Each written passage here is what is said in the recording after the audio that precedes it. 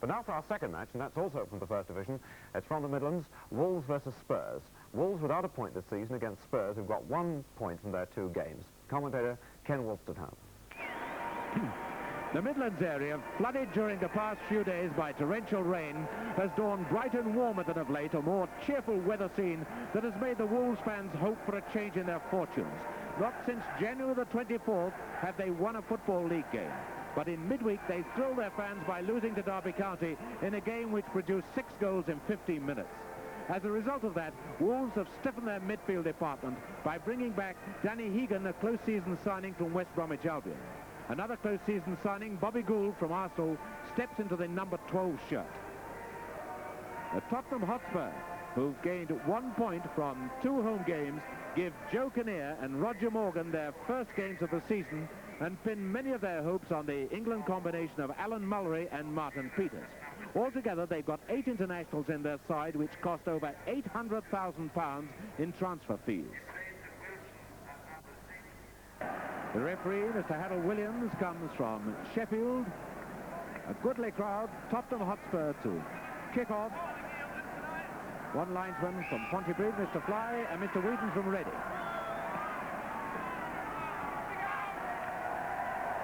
Both these teams looking for their first win of the season.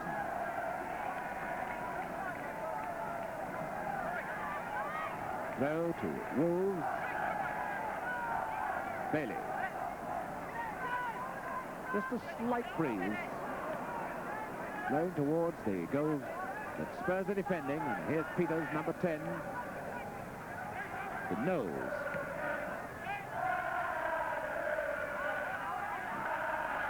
Bailey.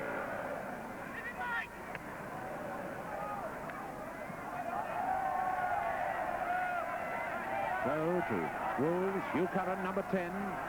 Good throw, good running by Bailey, but not quite quickly enough. Oh, and a bad mistake by England. That was one of those indecisive moments which no First Division side can have. Derek Dugan as sharp as ever. In on that dreadful back pass.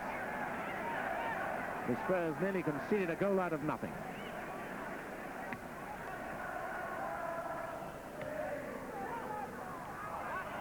Mullery. Chivers.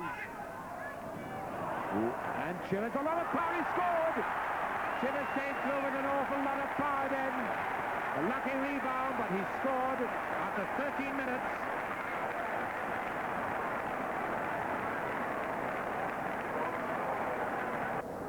The lucky rebound was really a very weak tackle by Bailey. Watch as Mullery slips the ball to Chivers. As Bailey comes in to tackle Chivers, he goes in very weakly. The ball just ricochets off his right foot, and Chivers, showing a great deal of strength, hits that between 2 defenders into the net.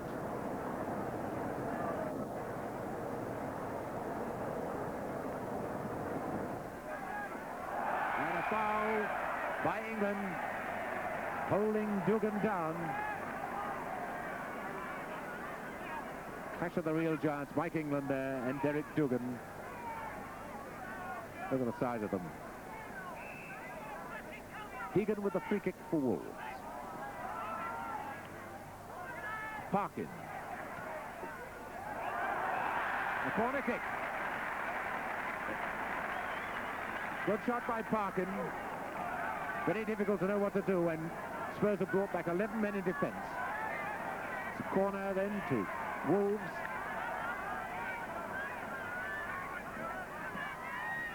Bailey. Curran. Where's the referee? No goal. Curran finding Jennings off his line. Jennings quick to get back. 1 or 2 of the Wolves players, though, thought Jennings had fallen over his line, but the referee was right on the spot. Certainly, Spurs have that quite a big edge in class in midfield.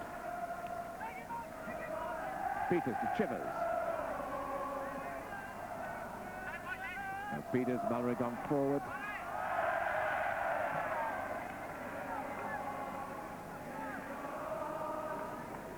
Alan Mullery playing so well in midfield, combining well with Perryman and Peters.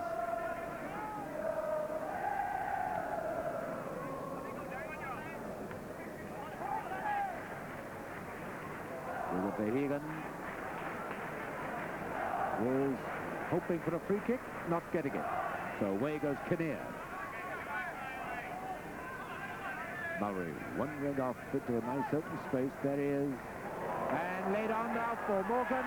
And it's a goal. 5 minutes from half-time, and a lovely goal scored by Morgan.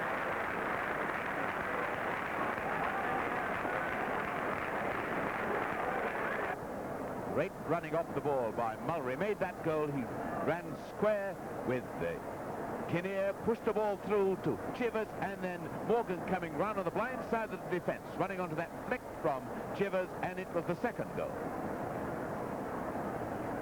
Roger Morgan gets his first goal of the season in his first match of the season. That's the position, and not a happy one for Wolverhampton Wanderers.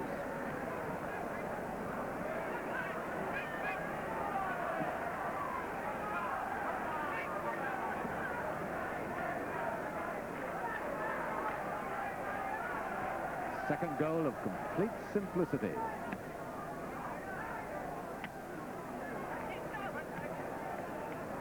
Perryman to Morgan.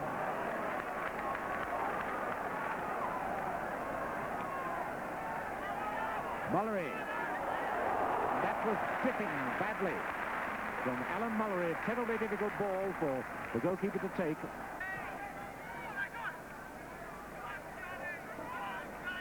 Hegan. Munro coming up on his right. This is Munro.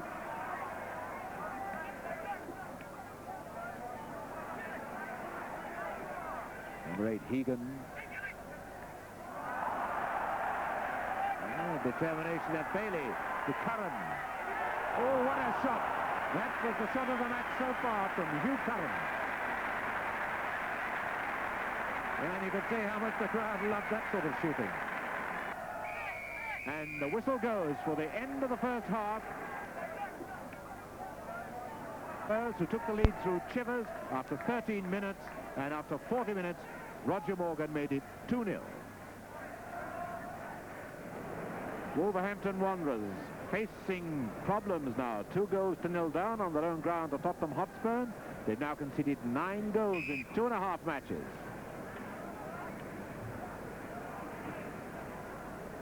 Certainly, Wolves are going to have to show a lot more sharpness up front than they did in the first half if they're going to worry Spurs at all in this game.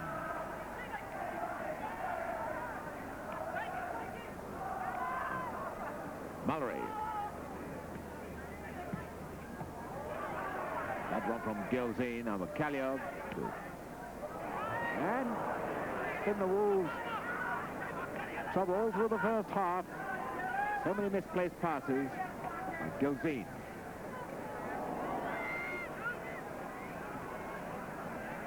Oldfield brought up one miraculous save in the first half.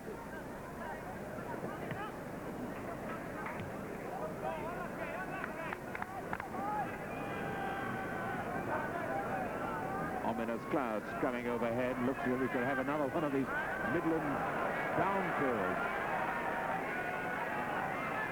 Peters for Tottenham. With a lucky rebound for Chivers.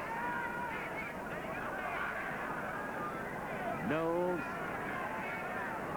Up to Chivers. Mullery. Peters. Mullery.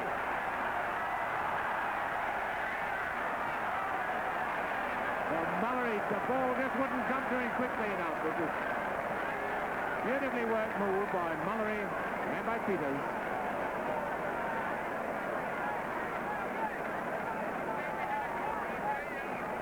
Throw in to Spurs.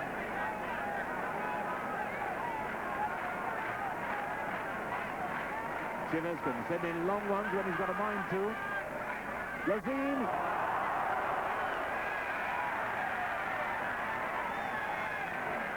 England sportingly apologising to Oldfield, but there isn't a footballer on this pitch that would have blamed Mac England for going for that ball. Gilzine, a good header he laid it on, put Wolves in trouble. And a free kick this time, given against England on Dugan. Free kick to the Wolves.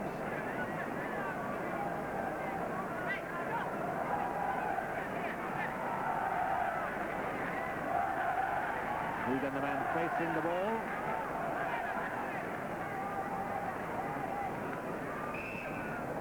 And McCalliope, Egan, and the corner kick.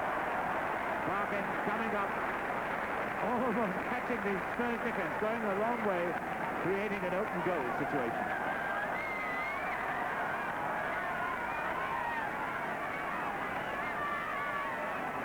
Wagstaff going to tick the corner for Wolves.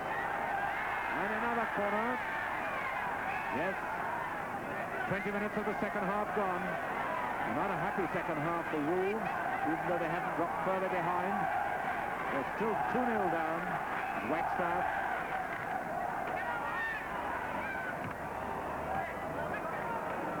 Spurs have everybody back in defence. Morgan to Gilzine. What a quick break by Tottenham. That was a lesson in how to pass the ball straight across the Kinnear. Murray, and marked on the right is Murray.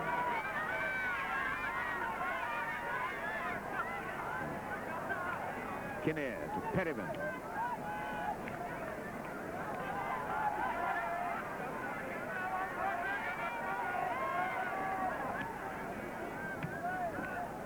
Peters to Perryman. That was good running off the ball to create the space to Gilzine.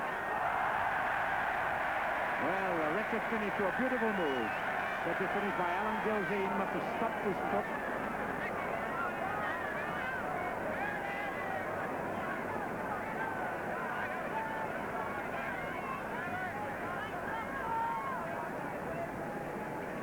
Good steady downpour now.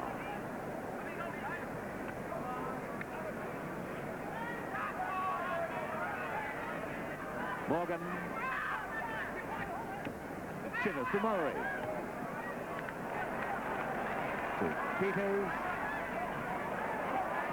And Oakville somehow got that away. Good, brave goalkeeping. He was under tremendous pressure.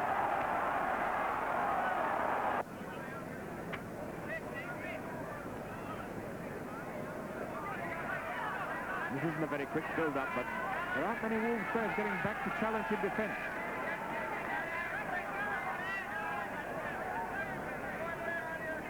Mallory to Peters.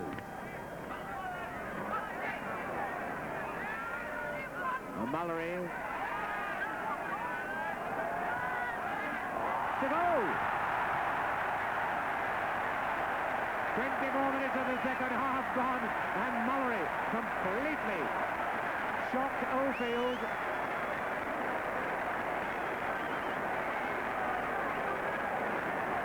Oldfield was taken by surprise, I think.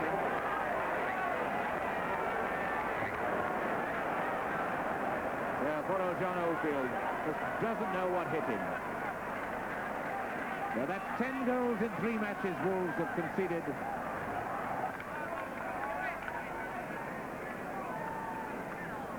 Mallory. Chivers. Gilzine. Peters.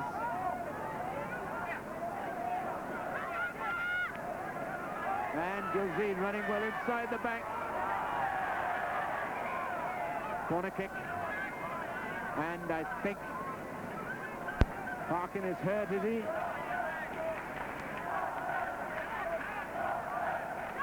Well, he's only got a few seconds left to suffer the agony before he can have proper attention. Gilzine ran well behind the back then. And the whistle goes for the end of the match. The 16th Football League game without a win for Wolverhampton Wanderers. Beaten 3-0 by Tottenham Hotspur. Wolves, of course, still chasing their first point in the First Division, and so too Manchester United, the team we saw in the first match. But here are his comments now on tonight's coverage and also the match in which he played. Bob Wilson, the Arsenal goalkeeper, and well satisfied once more this week, Bob, with the Arsenal performance. Marvellous week for us, really, David, and today it's been a great performance for us with a side that obviously we're having a bit of trouble with injuries, But the lads who are in are doing a fantastic job, they really are. What are two strange names really in the Arsenal side? I mean, there's Roberts, isn't there? There's Eddie Kelly and young Ray Kennedy. Yes, well, they're strange at the moment, but I don't think they'll be strange for long. I think we're going to hear a lot more. John Roberts is doing a very good job for Peter Simpson. Eddie Kelly's already stamped himself last year, and Ray Kennedy I'm sure we're going to hear a lot of. And I bet you've heard a lot of John Radford in the dressing room after that hat-trick today. Oh, yes. John was very, very pleased. Another hat-trick for him. He's had one every year now for the last, I think the last 5 seasons he's had a hat-trick, and he's very pleased with it. Actually, the goals came in various ways, and possibly defensive errors, Bob. Yes, well, here was the first one from a dead ball situation. A free kick, Eddie Kelly moves in, and John meets it with his left foot, and Alex Stepney is wrong-footed, really. And the second goal came from a ball pushed out to the right wing. This is young Ray Kennedy onto it. Ian Yor faces him. Ray swings it over. There's a bit of a challenge there, and John Radford's left very much unchallenged, and he strikes it in with his left foot. David Sadler making an effort to recover. There's the man who scored it. And the third goal, a nice little move, really. The ball came to George Graham, who showed lovely close control before pushing it to Peter Storey.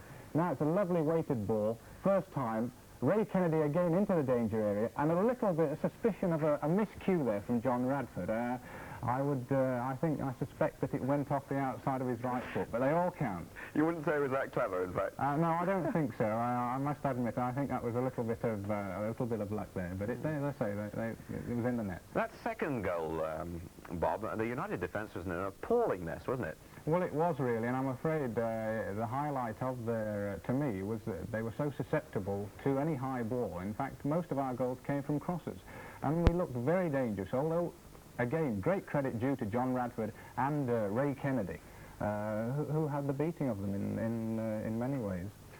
You may remember, Bob, last year when we'd got bad weather conditions and so on, we covered a reserve match at your ground, Arsenal reserves against Spurs reserves, mainly because Jimmy Greaves was playing in the match. Yes. But I saw young Ray Kennedy play then, and he did impress me in all this. He scored a very good goal. And my impression watching the recording tonight was that he was involved an awful lot and is working well with John Radford. Yes, he was working very, very well. Here we see George Best, an uncharacteristic pass, which is picked up by George Armstrong. He hits a diagonal ball, a fine ball, but here you see a marvellous running off the ball itself by Ray Kennedy. The effect of this running is to stretch the defence and also to get them turning. As Ian Yor comes to challenge here, Ray puts the ball behind him, it's swung over, there's the challenge, that's George Armstrong who's run all the way, John Radford again totally unmarked and almost having too much time, David Sadler unfortunately going off his left foot. Fortunately for Arsenal, but, and here we see the third goal, George Graham passing to Peter Storey, a first-time ball into the middle. As we stop the action, we see the height Ray Kennedy gets there, above Ian Yor, nodding it back down into the danger area, and John Radford finishing it off with that outside of the foot gem. Bob, we were talking about the United defence. They've obviously got one or two problems there. What about their attack? Well, they've got so many good players, David. I feel that we always feel that they're capable of scoring goals. Even when we were 2-0 up, we were saying, don't be surprised if they get a goal. They've got good players. They've got Best and Morgan and Bobby Charlton, and you always feel this. But didn't their best effort, though, come from Nobby Starr? I think it was this save of yours, wasn't it? Well, it was early on in the first half, resulted from a scrimmage, and the ball came back, headed out, and Nobby hit it with his left foot to my right. And I saw it very well, and I was happy to hang on to it. I also had one early in the first half, a header from Pat Crerand, and I made ground very quickly because, you know, once you challenge, you have to make the ground. But I must say I was particularly chuffed today with one when it was George Best and he was through on his own, tight control, and I just managed to get it away from his feet. That one particularly I was pleased with because George has such close control, and normally I look for a yard, and with a player like him you don't have it, so I was pleased.